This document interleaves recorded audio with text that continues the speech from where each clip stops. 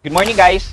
Tara kape! So for today's video, may gusto kong i-share sa inyong post na nakita ko over Reddit. This is regarding rebates or tipong interest cashback. But we have already discussed this on our regular video, which is this, na sinasabi dyan na kapag nakapag-advance ka ng payment mo sa inyong mga Shopee S-Loan, may possibility na ma-approvean kung magre-request kayo ng interest cashback. Ang ibig sabihin lang nito, dun sa pinulit pay yung S-Loan, may mga interest doon na hindi nyo na dapat bayaran, kaya nila binabalik as a rebate or cashback.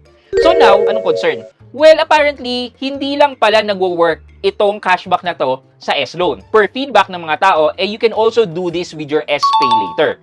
So, ang sistema dito is that kailangan binayaran nyo na in full yung pagkakautang nyo sa S-Pay Later in advance. Meaning, kunyari, 12 months S-Pay Later, nakaka 3 months pa lang kayo and binayaran nyo na yung the rest of utang nyo with S-Pay Later, then that qualifies for a cashback rebate. Ibig sabihin nito, yung loan ID ng item na yan ay pwede mong i-request kay Shopee para ma-assess nila kung magkano ang pwede nilang i-rebate sa iyo or i-cashback sa inyo.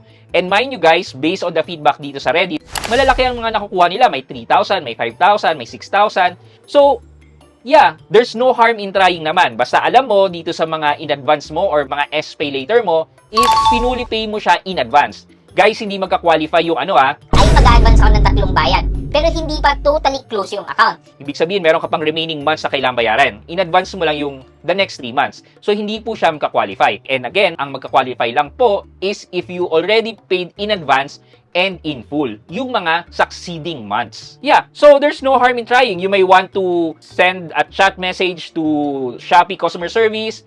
Make sure to provide your S-Pay Later loan account number nang alam nyo na in advance at full payment nyo, and hintayin nyo kung ano yung feedback nila, kung i-approve nila yung rebate, then that's good for you. So kayo, meron ba kayong mga in advance yan? Yun na lang muna for today's video. Good morning po sa inyong lahat.